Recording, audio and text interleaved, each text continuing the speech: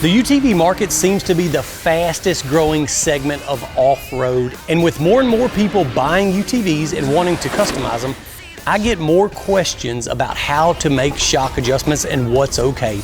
My name is Dustin Jones, Pro Turbo UTV racer and Factory Fox racer, where today we're in the S3 Powersports race shop, where I'm going to give you the breakdown of the shocks that you would see on your factory sports side-by-side, what the adjustments are, what the shock breakdown is, and what you can do to make it match your riding style. So we're just going to scratch the surface on this episode, but if you want way more in-depth information, Fox has done an amazing job of putting together some really informational videos at Fox Academy, and you can find it at foxacademy.ridefox.com. It seems like people are really afraid to make any adjustments on their shocks and kind of don't know what does what. Well, we're going to start with the simplest first, and we're going to walk through these shocks for you.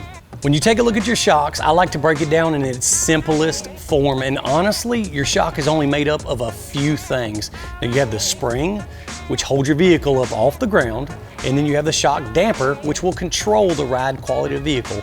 Now keep in mind, these things have to work together to get that really nice control and comfort, but I want to keep it as simple as possible.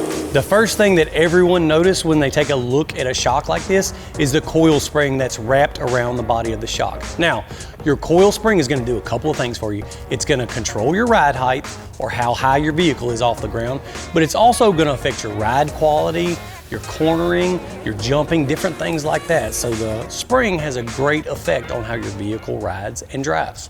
So the most common adjustment that you're going to want to take a look at on your vehicle is your ride height.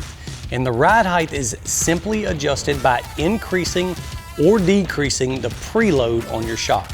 Now the preload is very simple. You have adjustment nuts that will increase the amount of tension on your spring or decrease the amount of tension on your spring. Now increasing the tension on your spring will increase the ride height, which makes the vehicle a little more tippy in the corners and ride a little bit stiffer. Decreasing the preload would make the vehicle sit lower, ride a little softer, a little more plush, and sometimes corner better because you got a lower center of gravity.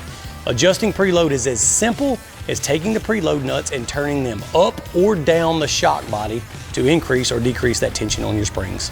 One of the most common reasons you would expect to have to adjust your preload is when you start adding accessories and weight to your vehicle and your vehicle starts to sag out and get a little closer to the ground.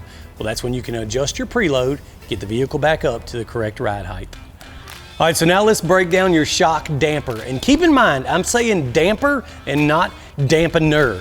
So you hear a lot of people refer to it that way, but if they're talking about dampening in their suspension, that means they're slightly wetting their suspension. This is shock damping, okay? The two types of damping we're gonna take a look at is compression damping and rebound damping. So the first one we want to take a look at is the compression. And compression damping is the control of the suspension up travel, or how quickly your shock shaft is going up into the shock body. You'll mainly see this when you land from a big jump or hit the face of a G-out, hit the backside of whoops. That's all controlling how quickly your tire is traveling upwards in the suspension cycle. There's two different styles that they have. They have the DSC, which is dual speed control, which has high speed and low speed damping. And the second one is the QS3, which has a 3-position clicker to adjust your damping. When you increase your compression damping, that's gonna be a little more of a harsh ride, but it allows you to hit things a little bit harder and it helps you to corner a little bit better. Now, when you decrease or loosen your compression damping, that also makes the car ride a little more plush, a little softer, and it reduces the ability to corner a little better. Your damping adjustment can ultimately match your style of riding, what you want the ride quality to be, and how hard you're hitting obstacles. Now basically, your rebound damping controls how quickly your shocks return back from the compression stroke. By increasing or tightening your rebound, it actually slows down how quickly your shock returns from compression.